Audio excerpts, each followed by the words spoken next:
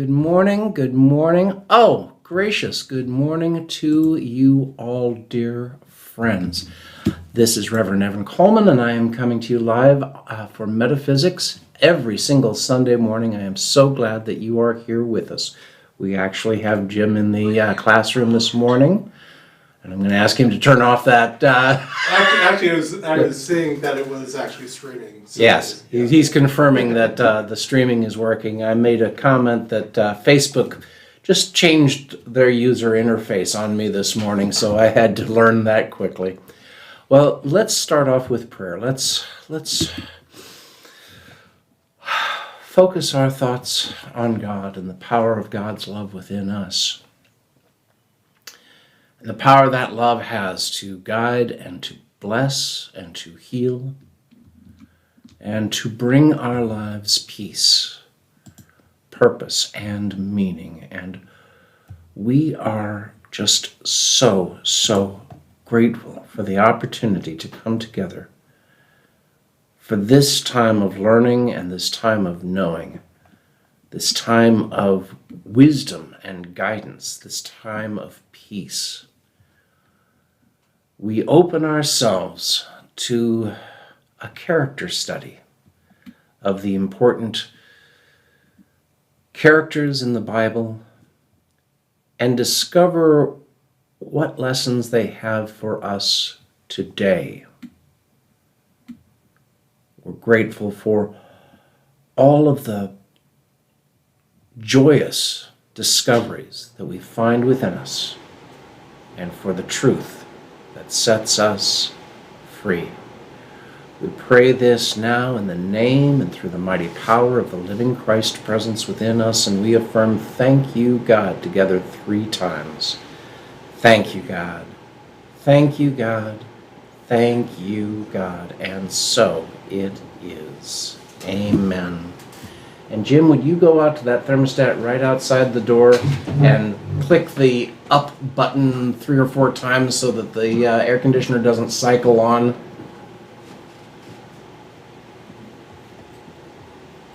Great, thank you very much. Alrighty, and well, we are going through the Old Testament in a, we're trying to follow the historical narrative throughout the story. Now, there are other bits and pieces of the Bible. There is Bible literature that does not fit into the historical narrative. And so we've just set those aside for the moment, and we are focusing on the historical narrative. We started back in the allegorical prehistory of Genesis, the creation myths, the Adam and Eve, Noah and the flood, and the whole 9 yards. We went through all of that. We came up through the age of the patriarchs, Abraham and Isaac and Jacob and Joshua. And finally, we arrived at Moses and the Exodus from the captivity in Egypt, wandered around for 40 years in the wilderness, moved into the conquest of Canaan with Joshua, and we went through a period of time called the Judges, where there was no one central authority, whenever there was a problem, whenever there was a concern with a neighboring tribe or something of that nature, God would call a judge a specific answer to a specific question. Now, that's a good metaphysical lesson. I'm not certain I covered it in any detail when we were in the Judges. But the Judges represent a specific answer to a specific question, a specific answer to a specific problem. Here's the Philistines. We're going, the Samson in us is going to rise up and conquer the Philistines, whatever the Philistines is in your life. So we went through this period of Judges where there was no one central authority. We moved into the first king of the Hebrew monarchy, which was Saul, kind of a tragic character. And he basically didn't have a chance. He was somebody who was called to do a job he didn't want to do, and then he found out how crappy the job was. I'm sure we've all been there. Uh, and so, But then he didn't want somebody else to take over. and then he didn't want somebody else to take over for him either. But that's exactly what happened, because the old priest Samuel appointed David to be Saul to be king. And so essentially you had a situation where we had two official, and it kind of depends on what you mean by official, but we had two kings. And David did not really want to supplant Saul. David loved the house of Saul, loved the son Jonathan, and wanted to have good relationships with the king of Israel at that time, which was Saul. So eventually, Saul dies. We covered that last week. And we are here with Saul, the death of Saul and his sons. We covered this last week. This after Saul and his sons are killed in battle, this guy comes up to David, thinking that he has done David such a wonderful thing. Says Saul asked me to run him through. This is a different account. This is the account is slightly different than in the previous chapter. But this guy comes to David and says, "Well, Saul saw that the battle was lost, and he asked me to run him through, and I did." And David, thinking that, says, "Hey, wait a minute, you have killed the king. You have killed the Lord's anointed. And so therefore, that's it for you." Alrighty, so David has a prayer. He laments over the death of Saul and Jonathan, and he ordered that the song of the bow, and there is an account of this in your Bible, the song of the bow. It's a little poetic section. And I love this, the ending phrase, "How the mighty have fallen." How the mighty have fallen. You have likely heard that particular idiom, that particular phrase in other locations, used in other contexts. How the mighty have fallen. I think people would have assumed it was Shakespeare, actually. I think many people, and Shakespeare may have used it. Yeah. Shakespeare may have used it, but I don't remember just exactly. It might be, King Lear, King, Right. somebody like that. It surprised me to see it here. Yeah. Okay, so in 2 Samuel chapter 2, one of the sons of Saul, and he's in one place he's called Ishbal, and some places he's called Ishbosheth. Ishbal or Ishbosheth. And Ishbosheth means man of shame. All right. And I noticed this. Ish is one name for one of the gods of the Middle East, and Baal, B-A-L-L, or B-A-A-L, is another name for another god in the Middle East there. So Ishbosheth, Ishbal is essentially it's a non-Jewish name. It is a name that you might find somebody, a native of the land, rather than a Hebrew. So I'm going to guess that his name was Ishbal, but everybody called him Ishbosheth, man of shame, because of his position, because of what he represents.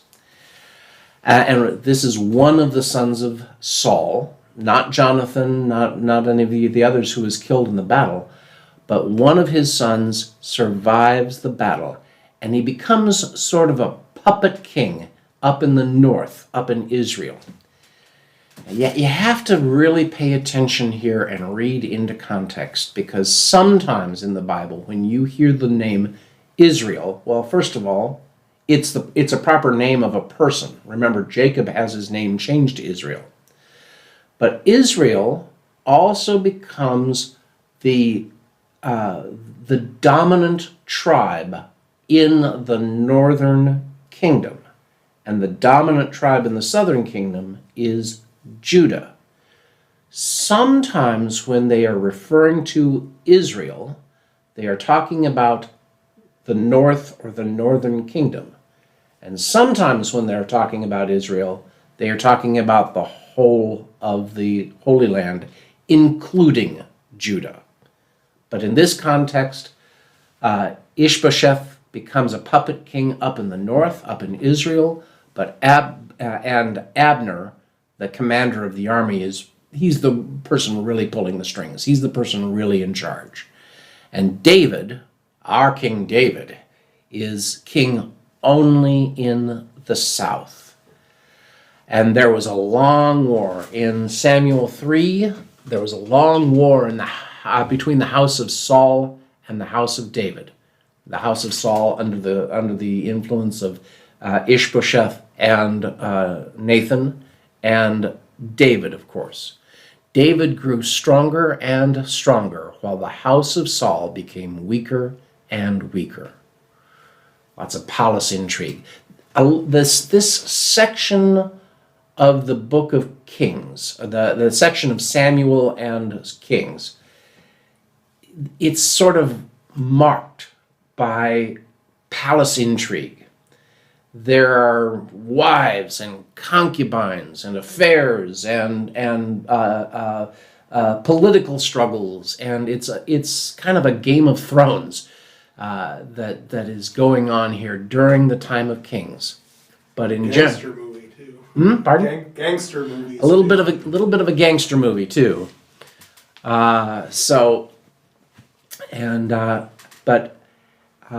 Abner is the commander under Ishbosheth. Abner sleeps with one of Saul's concubines, and Ishbosheth is displeased. So Abner tries to defect to David, but is killed by one of David's commanders, Joab. And David isn't happy about it. David mourns Abner because he was a part of the house of Saul. He would have served with Abner. He would have been on the same team just, a couple of months or years ago. But now Abner is dead. So two of David's men then go out and they assassinate Ishbosheth, thinking that they are doing David a great big favor. But guess what? David doesn't think it's a favor and has them killed. Kind of a gruesome way, too. Okay, so now that Ishbosheth is out of the way, David is king in both the north and the south, both in Israel and in Judah. But again, it's sometimes called Israel, the whole portion of the Holy Lands under Hebrew control. It's all Israel. So the elders of Israel came to the king at Hebron, and King David made a covenant with them, an agreement with them, that all Hebron before the Lord, with them at Hebron before the Lord, and they anointed David king over Israel, the north. David was 30 years old when he began to reign, and he reigned 40 years.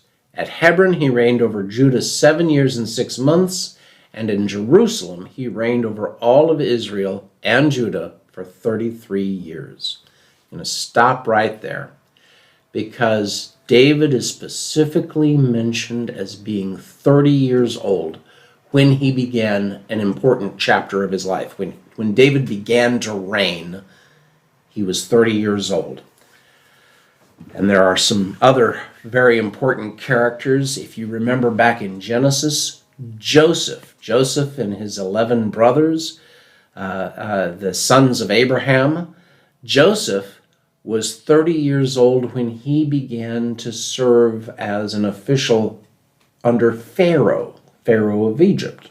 So Joseph was 30 years old when he began that chapter. And in Luke 3, it says that Jesus was 30 years old when he began his ministry, his public ministry anyway. So we can date, and all of these dates are so incredibly squishy. It's really, really hard to point at anything in the ancient world and say, this is when this happened. But we can date Saul and Samuel around 1020 to 1000 BCE. That's what that little C means. It stands for circa or kerka, depending on which professor you're listening to. Circa or kerka, it means, gosh, we don't really have any idea, but we think it's somewhere around 1020 to 1000 BCE. That's the time of Saul and Samuel, the first king and the prophet. Alrighty? And then David, you can date David to somewhere around 1000 to 961 BCE. And as we come forward, the dates do firm up a little bit, but a nice little 40-year period for King David. And then his son, King Solomon, reigns from 961 to 922. Again, about a 40-year period. Now, I've been hearing about these dates all my life. I don't really know how it's determined, considering there is really no evidence any of this existed except maybe within the internal dating of the Old Testament. Well, it is true. Dating things in the Old Testament, well, dating anything in the ancient world is really, really very difficult. Sometimes you go from a date that you know. For instance, there's one very important thing that we can actually date, and that is the release of the Hebrew people from the captivity in the bondage in Babylon. When they go off into exile, into Babylon, and then they are released by King Cyrus of Persia. Yeah, that's when they actually had record keeping in history as we know it. Yeah, exactly. And there's a scroll that we can, or I think it's actually a big urn with writing on it. The Cyrus Cylinder, it's called. The Cyrus Cylinder. And it talks about the release of the captivity from exile, and we've got a clear date on that. That's nice. So then they kind of work backwards. And then you kind of work backwards. And there are other things too. With modern archaeology, there is radiocarbon dating. So they'll in an archaeological site, they will find a few pieces of grain from an ancient meal, and they can carbon date those, and they can come up with a real good date. There are other ways, or other archaeological ways of figuring out what dates are. But there is also a great deal of disagreement. There's also, one scholar will say, well, this wall, I mentioned this when we were going through, the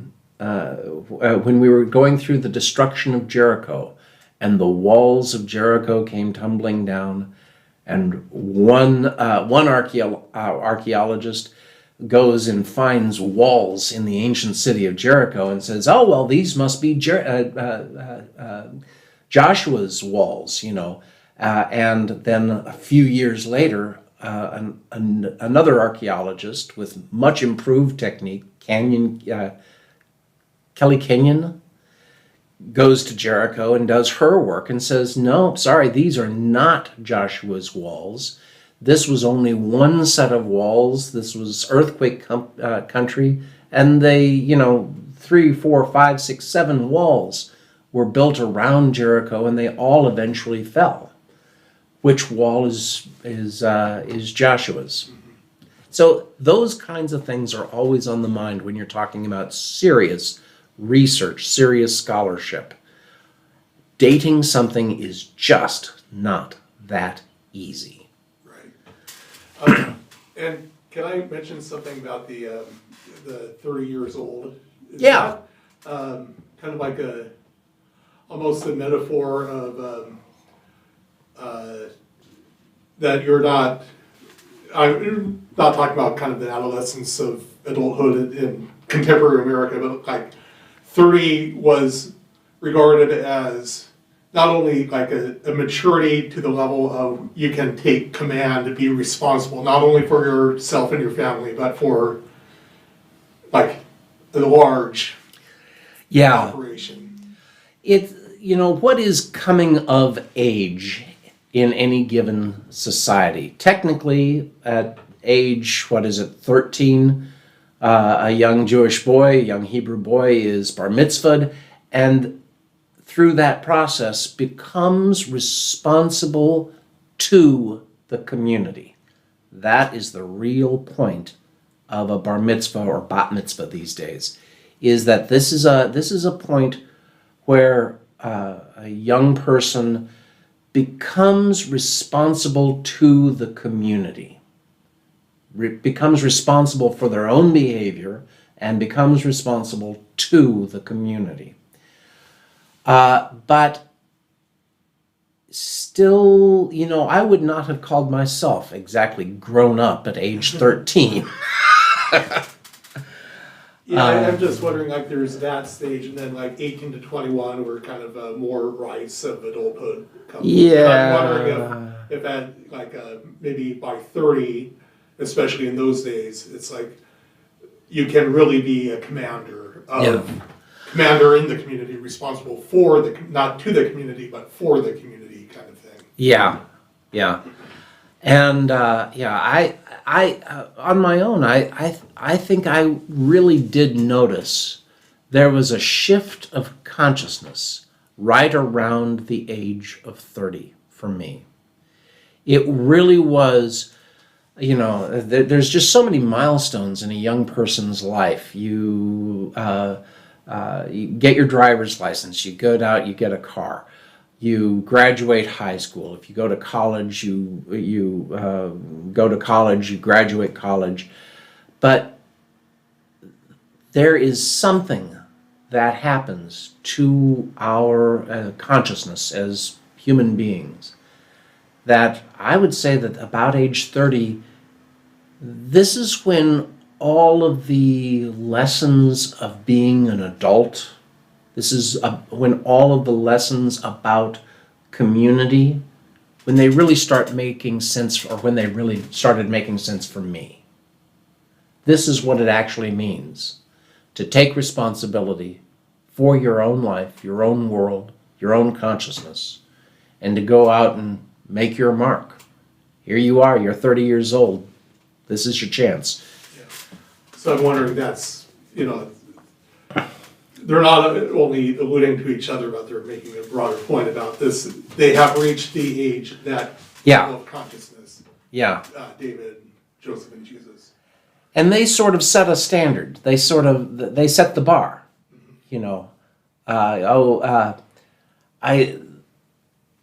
Have you ever talked to somebody, a young person, who thinks they have already ruined their life at age 16? You don't ruin your life at age 16. You haven't had a life to ruin yet. But people think that. Young people think, well, I didn't study hard in high school and my grades were really bad. And so therefore, I can't go to college. I can't finish a degree. I can't do this. I can't do that. I can't do the other thing. And nothing could be further from the truth. There is a process. Growing up is a process. And I would say, by the way, that just about every decade, for me, I have gained yet another new understanding, a new level of consciousness.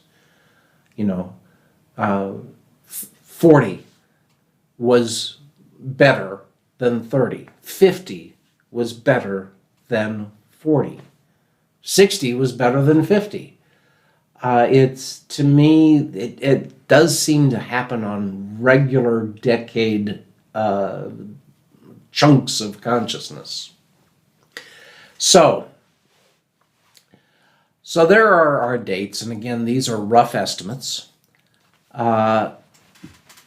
there are some scholars, some archaeologists right now that are saying, the kingdoms of David and Solomon, these are real high water marks for the Hebrew people. They look back with nostalgia to the kingdoms of David and Solomon. These were high points of consciousness. And there are archaeologists and scholars today that say those times, the kingdom of David and Solomon that we think of, just simply did not happen the way we think they did. The dates are wrong, the people are wrong, the places are wrong. We don't know for sure. What is important? The stories. What is important is not the dates. It is not being historically accurate. It is about the story. So from the time that David is anointed by Samuel back in 1 Samuel 16 to the time he becomes a king, just last chapter, is about 20 years. So first thing that David does is he goes to capture Jerusalem. David goes to capture Jerusalem, but the inhabitants of the land, the Jebusites, say to David, I love this, you will not come in here. Even the blind and the lame will turn you back. He says, the Jebusites are saying, David, this Jerusalem is such a fort, it is such a stronghold city that we don't have to send our army to defend it. Blind people and lame people are going to be able to defend the city against you. Nevertheless, David took the stronghold of Zion. Notice that phrase, the stronghold of Zion. This is, I think, the first time we have pulled out that name, that word, Zion. Zion is a name for the idealized Jewish state, or a Hebrew state. There are no Jews yet. We're a Hebrew people. We're a tribal community. But we are not Jews yet. Judaism is the religion. We are not yet a religion. We are still a people. But you get the idea? David took the stronghold of Zion, this idealized Hebrew community, which is now the city of David. Jerusalem is called the city of David. David and his army enter through the water shaft, the water supply. The water supply is outside the city walls and is drawn into the city through this shaft. And you can go there today. A later king, back after this period of time, during the time of the divided kingdom, one of the kings of Judah, one of the kings of the south, called Hezekiah, expanded this water tunnel. It is now called Hezekiah's Tunnel or Siloam Tunnel. And the water shaft is a tourist attraction today. You can go there today and take a look at this water shaft. And the map is too small to see there over to the right.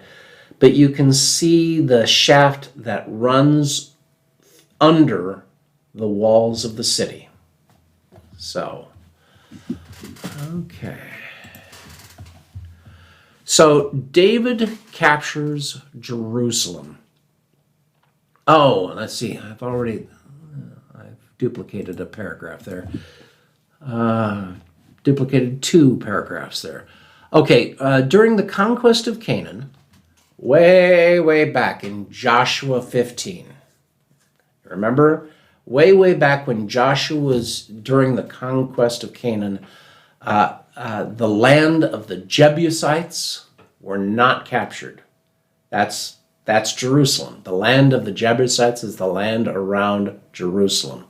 So what happens is that David essentially completes the conquest that Joshua started.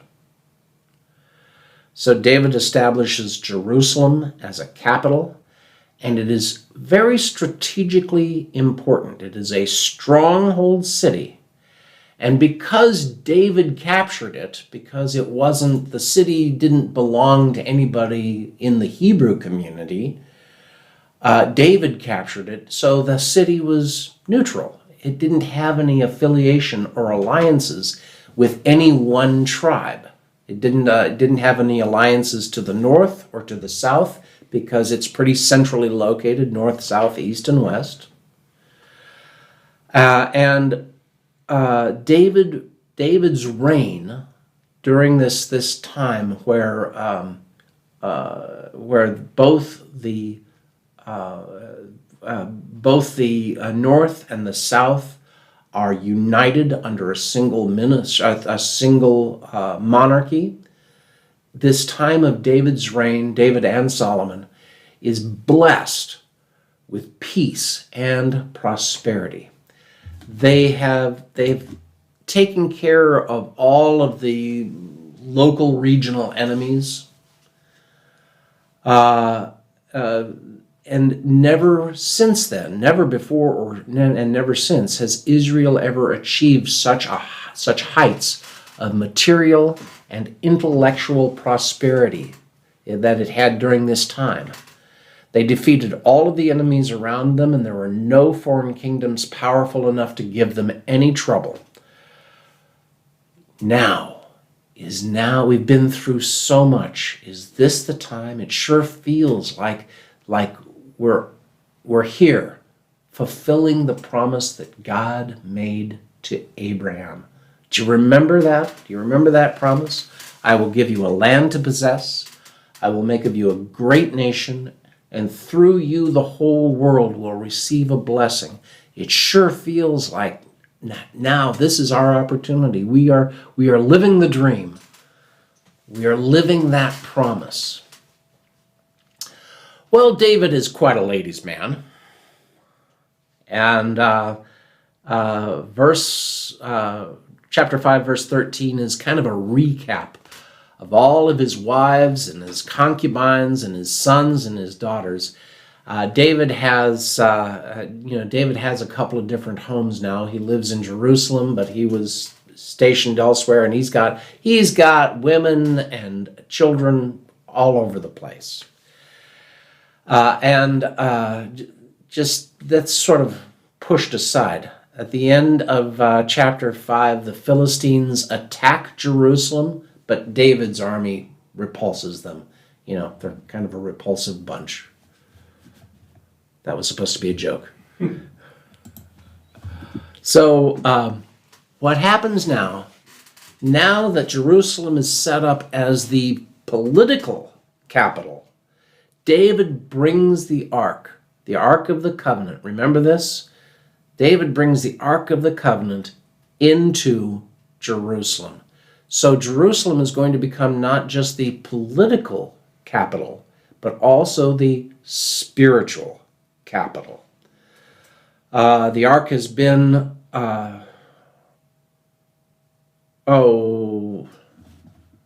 this is what happens when I do my work. Do my work late on Sunday. Yeah. So the Ark has been in Kiriath Jearim for a while. So all of the elders of Israel came to the king at Hebron, and King David made a covenant with them. I've duplicated work here. Okay. How did that happen? There we go. The Ark has been at Kiriath Jearim in the house of Abinadab for 20 years. We covered this several chapters back in 1 Samuel 7. You remember this?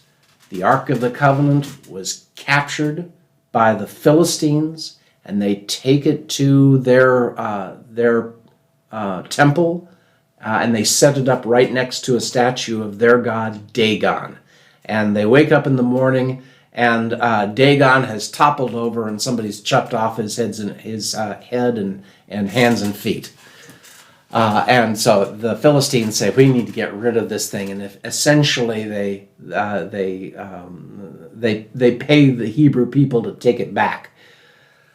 So the ark is on its way from Kiriath Jearim to Jerusalem. And one of the men transporting the ark, a guy named Uzzah, accidentally reaches out and touches the ark, and he immediately dies. You know, they're rolling the Ark of the Covenant in a cart, and I think they try to go over the sill of a threshing floor, and the cart topples, and Uzzah just sort of reaches out to stabilize it, and boom, he's dead. Whew! Don't mess with the ark. So the trip to Jerusalem is postponed. And the ark of the Lord remained in the house of Obed-Edom the Gezite for 3 months. And when the ark was brought then into Jerusalem, in chapter 6, verses 12 through 15, when the ark was brought into Jerusalem, David danced before it, wearing only a linen ephod, which is practically nothing. Practically nothing. So David and all of the house of Israel brought up the ark of the Lord with shouting and with sound of trumpet. Big, big, big party. And there's David dancing naked in front of the ark, bringing it triumphantly into Jerusalem. And David's wife, Michal, this is one of the daughters of Saul. David's wife looks out the window and sees King David leaping and dancing before the Lord and says, "Ugh, how disgusting."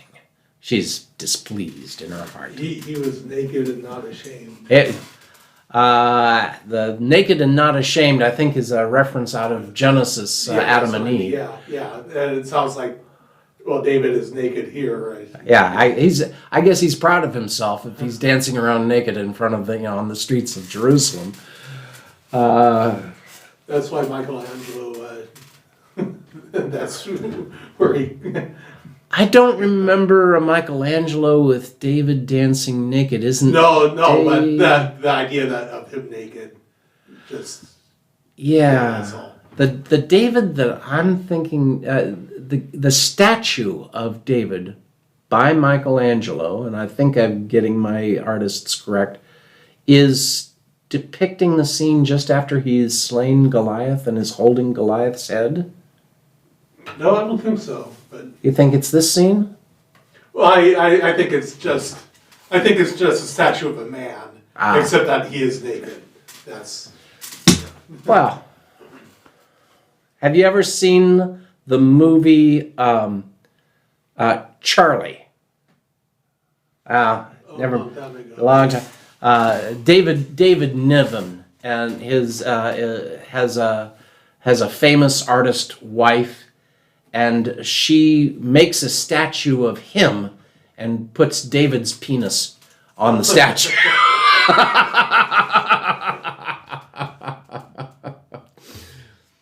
Let's see. So let me see. So now that the ark is in Jerusalem, Jerusalem is now the capital city, both political and spiritual headquarters. Back in those days, there is absolutely no pretense of separation of church and state. David is king because he is anointed by God. He has what is called a divine right to rule. The ark and the temple are designed to be portable. So the ark and the temple, they were designed back for Moses, and they would carry the ark and the temple anywhere they went. So will David now build a real temple? So David goes to the prophet Nathan and says, "See, now I am living in the house of cedar." Hey, David is saying, things are going well for me. I'm living in a beautiful house. But the ark of the Lord stays in a tent. Nathan says to the king, Go and do all that you have in mind, for the Lord is with you. Go and build the temple, David. What a wonderful thing. And then the word of the Lord comes to Nathan, and says to tell David no. The tent, this is his argument. A tent was good enough for Moses. It's good enough for today. That's just, no, you don't need to build a temple. A tent was good enough for Moses. It's good enough for you. So you have, Jim, you weren't around here when we moved the church. You didn't move with us from the old building at 31st and P to our current location. But this thing about our physical structure being representative of what it is that we are trying to do and accomplish our purpose. And one of the things that we discovered at 31st and P was that the old building just was not satisfying our purpose. We could not, with all of those stairs everywhere and the problem with the flooding in the basement, we just couldn't get anything done. The building was standing in our way. And so we took a couple of years and we worked out a process by which we established what it was exactly that we wanted. And we prepared the people, and we moved in the direction of our desires. And we came here to this wonderful property here in Bethany. And I really do feel like this property now is better reflective of the consciousness of Unity Lincoln. Same thing here that David is trying to accomplish by building a temple. Listen, our building, no matter, sometimes it doesn't matter. You can hold your worship service in a barn, and it really doesn't make that much difference. But when we make our outer as beautiful as our inner, when we focus on creating a space that is warm and inviting and serves the purpose for which it was intended, that's important. It's important that our churches, Unity churches, anybody's church, it's important that it reflects our consciousness. So God promises David. God tells David, sorry, you're not going to build the temple. No, you're not going to build the temple, David, but don't worry about it. Because, and in chapter 7, verse 12, I'm going to make you a promise, David. I'm going to raise up offspring after you who will come forth from your body, and I will establish his kingdom. I'm going to God is going to establish a line of succession, a hereditary monarchy. God is going to establish a hereditary monarchy. So your son is going to be king. He shall build a house for my name. Your son will build the temple, and I will establish the throne of his kingdom forever. Your house and your kingdom will be made sure forever before me. Your throne will be established forever. Hi. Okay, so this is the Davidic covenant. God is saying to David, you're not going to build the temple, but someone from the house of David will be on the throne of Israel forever. Okay, this is the fourth major covenant of the Old Testament. As we've come to them, we've sorted them out, and I'm going to do a recap here. But this is very, very important. Someone on the house someone from your house, the house of David, will be on the throne of Israel forever. It's the Davidic covenant, and it is important that Jesus is from the house of David. You remember, this is brought out in the genealogies found in Matthew and Luke. Matthew has Jesus' genealogy going back through Solomon, through David's son Solomon, while Luke's account has Jesus' genealogy going through Nathan, a different son of David. Bathsheba was mother to in both accounts, or to both men, to both Solomon and to Nathan. But it's important that Jesus' genealogy go through David, because we have to fulfill that Davidic covenant. Now, yeah, growing up, just being taught this kind of stuff, it's, it says there it may seem to mean Solomon, but actually it means Jesus is the throne forever. And king forever. Yeah. Some of our more traditional brothers and sisters, they really try to bend things to make certain that this covenant is the real deal. How likely do you think this is 1,000 years and a captivity in Babylon and several other conquering nations that have come through and disrupted life in Israel? How likely is it, do you think, that Jesus could actually trace his lineage back to David? 1,000 It's hard for us years. to go back 300 years with all our record keeping. And, Yeah. and mine came from the British Isles, which was, fairly, 300 years ago, fairly, advanced record keeping, whatever, for the time.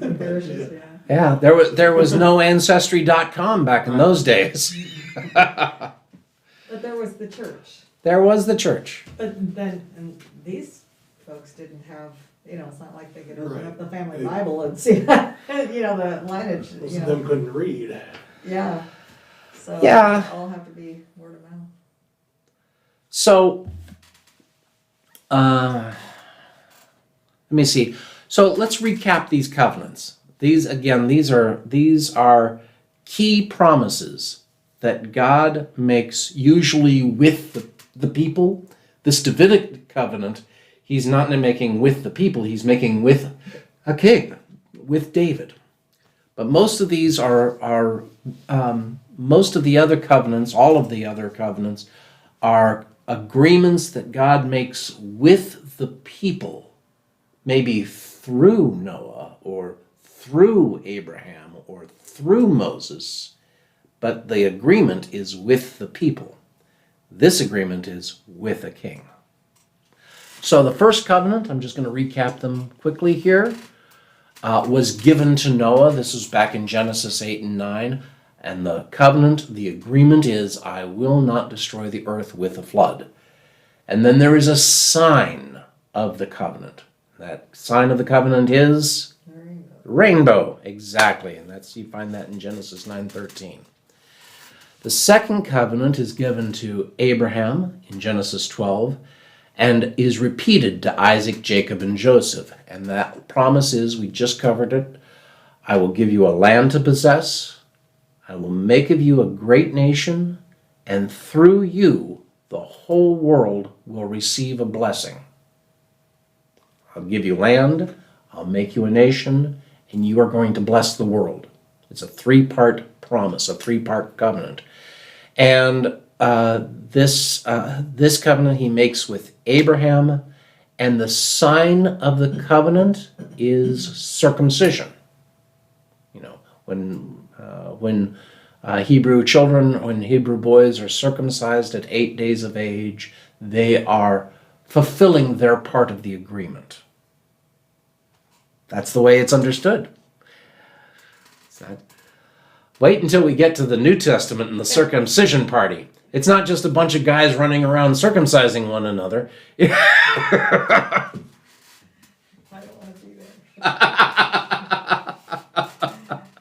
Okay, so the third covenant, or the Mosaic covenant, is the law. The 417 rules and regulations of living a good Hebrew life. And you find this in Exodus 19:24, although there are other tellings of the law in Leviticus and in Deuteronomy. And the sign of that covenant is the Sabbath. When we take a break on Friday night, Saturday, for Jewish tradition, Sundays for many Christians, the sign of the covenant, the sign of that we are keeping the law, is our commitment to the Sabbath. No work on the Sabbath. So each of the first three covenants had a sign. Is there a sign for the Davidic covenant? There doesn't seem to be.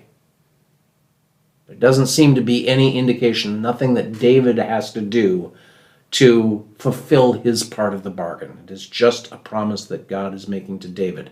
Someone will be on your throne forever. Let's see. So in the second half of chapter 7, David has a prayer for gratitude. Thank God for everything that God has given him. Just a simple, very nice little prayer. Read it sometime on your own. In chapter 8, David attacks the Philistines and conquers another city, Meheg Emma. Some of these pronunciations. And then in chapter 9, there's a nice little story. I'm not going to cover it in any kind of detail, but another one, a son of Jonathan. Remember Jonathan? Jonathan was Saul's son, whom David loved as his own heart, as his own soul. And one of Jonathan's sons, Mephibosheth,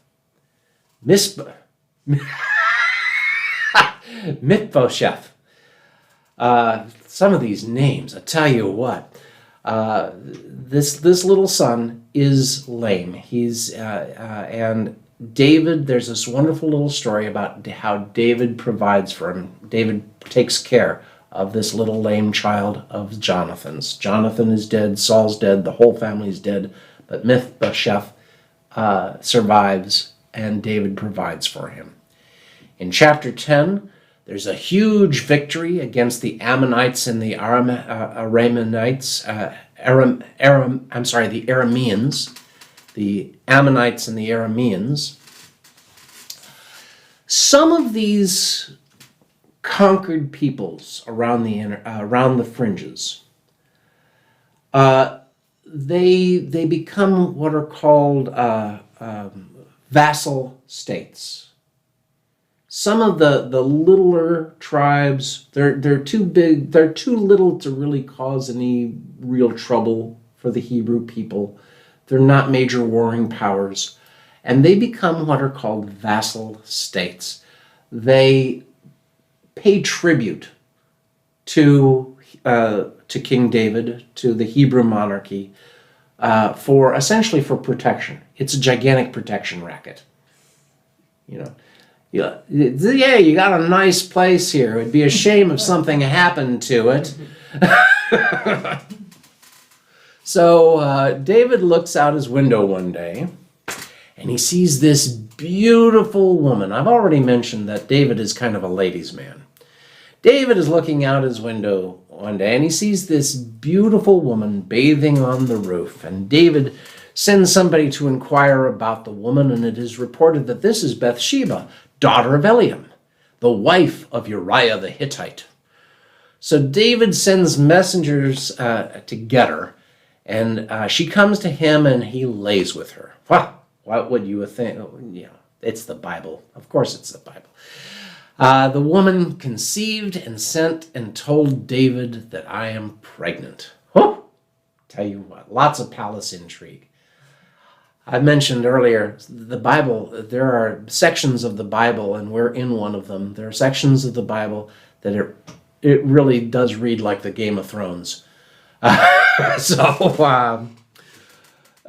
David orders Uriah home from the front lines to make it appear that the child is his. I can't have I can't have this scandal, so let's bring Uriah the Hittite. He's going to go home and before he goes back out to battle, and everything will be taken care of. Everybody will think that the child is Uriah's. But this backfires because Uriah sits around waiting for David. Well, you brought me home, David. Why am I here? Why? And he basically camps out at David's palace instead of going home. And so eventually, I heard that, my impression was that he thought it was unfair for him to be with his wife when the others out in the field were not able to be home with their wives. That's part of it, yeah. So he was like that. And he keeps wondering why David sent for him. And so he never sees David, and he never goes home to see Bathsheba. So, let's see. So, David represents love. And it's kind of interesting because, how does that work? This is not a very loving act. You know what I mean? This is not a very loving act. But metaphysically, David represents love. But sometimes love can get a little twisted or perverted. Love can make us do bad things. Love can, love can cause us to just go off on left field. So David tells Uriah's commander to put him out in the front lines and then abandon him.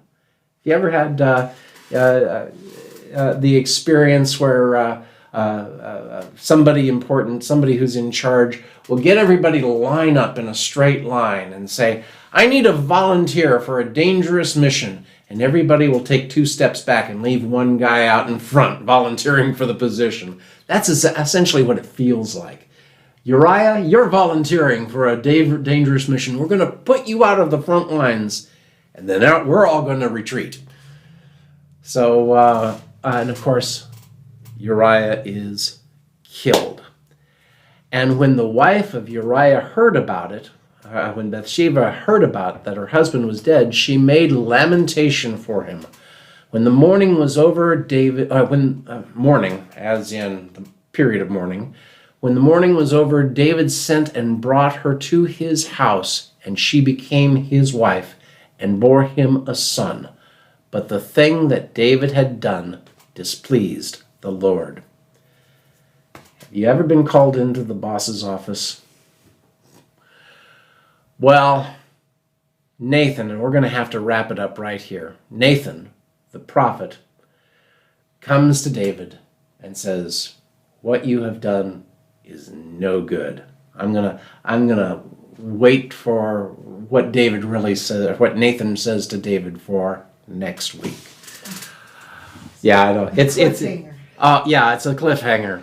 Meanwhile, the story so far.